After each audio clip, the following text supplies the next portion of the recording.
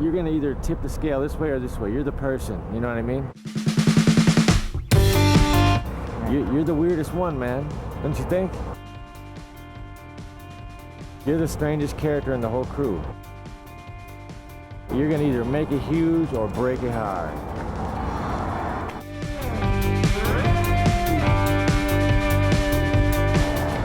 it huge or break it hard. Yeah, make it huge.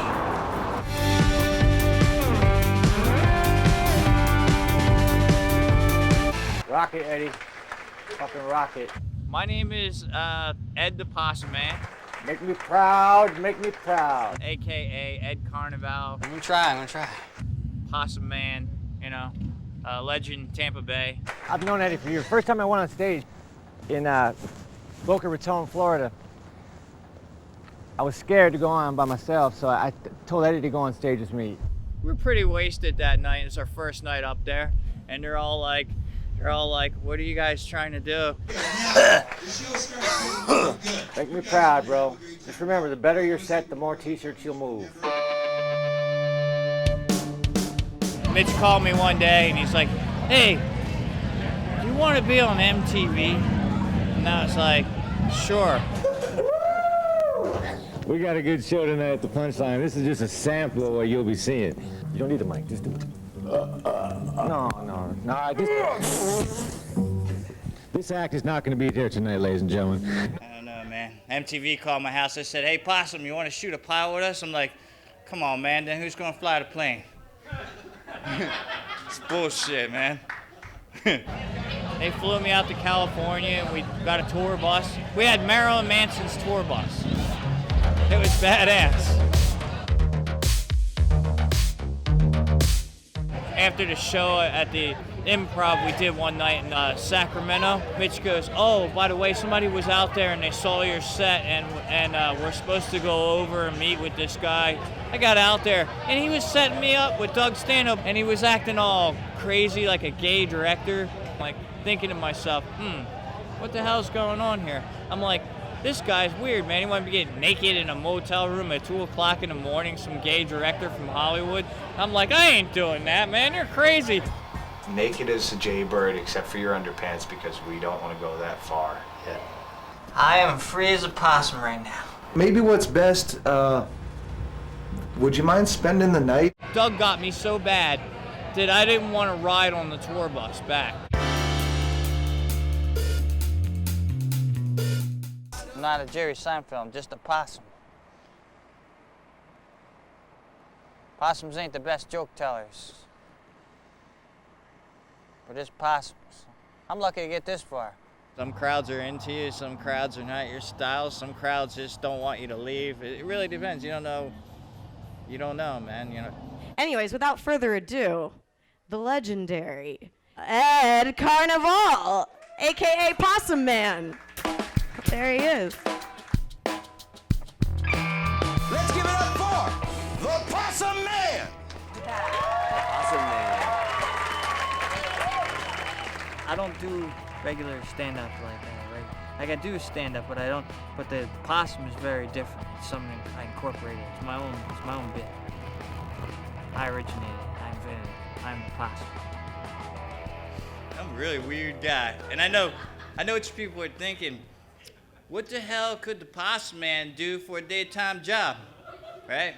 Why cook your food? so I hope it's good, man. This lady's looking at me like, that's bullshit. You didn't cook this food. I didn't cook it, man. It's all right. It's all right. And I know everybody's wondering, what's up with the Possum Man shit, man? What's up with this gig, right? So I got to tell you folks something, man. The possum, it came to me. You see, when I was 18 years old, I was living at home, and my mom was like, well, if you're not going to get a job, get the hell out, man, or you're going to work. So I was like, I can't deal with my mom, man. I got to get the hell out of here. So I went to Kmart, and I financed me a tent, and I put on an installment plan, man, and I pitched that shit at the campground, and they were like, how long you staying? Probably forever, man. I don't know. And I thought at 18 years old that I knew everything, man, because at 18 years old, you're such a rebellious stage, man, in life, you know? You're like, you think you know everything, but you really don't, because in the real world, that's not how it works. Because in the real world, they have rules and regulations, like take out your trash, which I never did. And I got the surprise of my life. When I came home after washing dishes one night, my tent had been busted into by a bunch of goddamn possums. That's right, and one of them got a hold of my ramen noodles and started chopping on them bitches. And just when I thought it was safe to get him back, he bit me in the nuts. I got possessed by a possum, and that's my story, and I'm sticking to it, folks. I don't give a shit whether you believe it or not.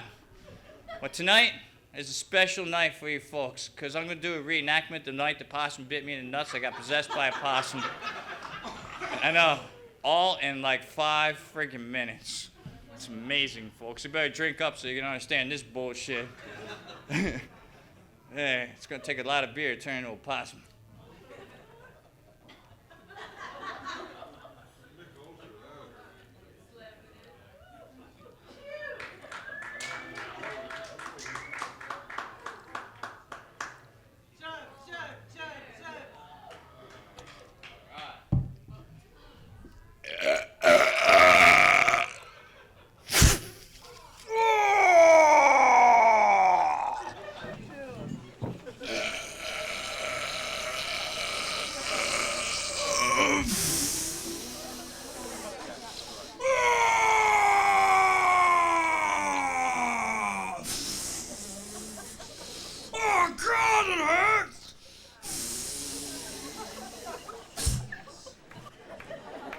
And I gotta tell you folks something right now.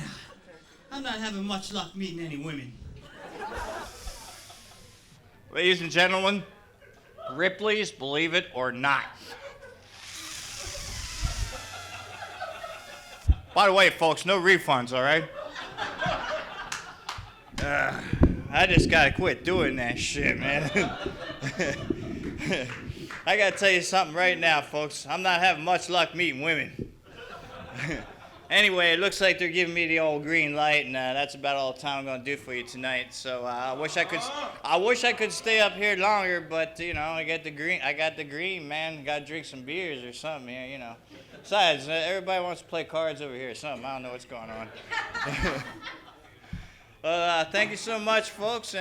Enjoy the rest of the show.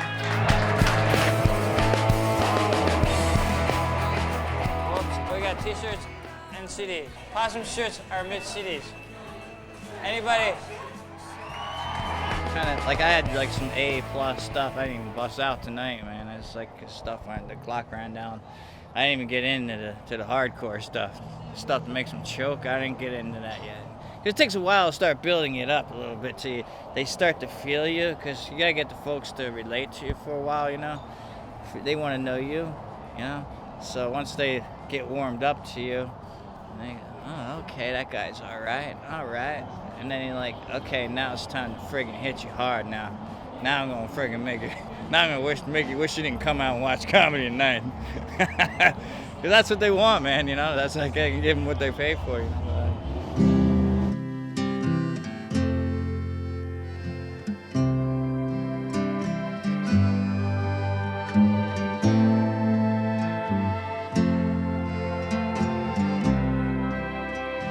Well, this is my house, and I got this house maybe about 5-6 years ago. It was for rural development, so I didn't know I had to move like way out in the bayou. And it's peaceful here. Everybody packs around me. Everybody's got guns, so I'm very safe out here. Very, very safe. Nobody's gonna come do anything here. They'll never get out of here. This is my spare bedroom. Actually, a cat's room for now. Cats hang out here more than anybody else. They like to sleep on the beds, and as you can tell, lay out the window. And of course, this is the cat's area where they eat and stuff. That was probably like maybe the second year into it. I had a friend of mine who was an artist, so he started putting it together, and he was like, I made you something. I'm like, what? And he goes, this is your life. It's like, you have a choice to make. You make it. And I was like, interesting. I don't think I'm ever gonna die because like I think I'll annoy the crap out of Jesus when I get there. And then if I go down to hell, I'll be enjoying the ride so much and probably ask the devil too many questions. So this is my Leonard Skinner CD. Johnny Van Zandt got me this one year for Christmas. Let's see it. To the Possum Man. God bless Johnny Van Zandt, Leonard Skinner. And this is out back. Out back's pretty cool. And once I clear this out, my friend said if I rake it and clear it out, I'll be able to fish in there. Look at the possum shed. Look at this. There's even a possum in here.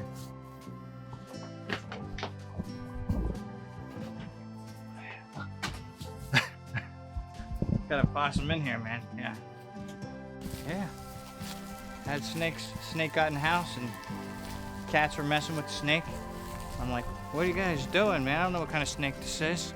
I had to push snake out of the house, and I found out he wasn't poisonous or nothing. But then, you know, what gets me is like they mess with the snake, right? But then when they go to vacuum, they all run under the bed. I'm like, that's crazy, man. I'm like, you're gonna mess with a snake, don't even know if it's poisonous or what you're messing with, and you're ready to just tear it up. Don't care, but I start up the vacuum and everybody under the bed. Unreal. It was very strange because I actually asked him during the MTV filming, you know, if I passed away, I was kind of curious if Mitch would come to the funeral. Hey Mitch, if I were to die in Florida, would you come see me? Of course. Of course I would. You know that. But I wouldn't see you, I'd just see your corpse.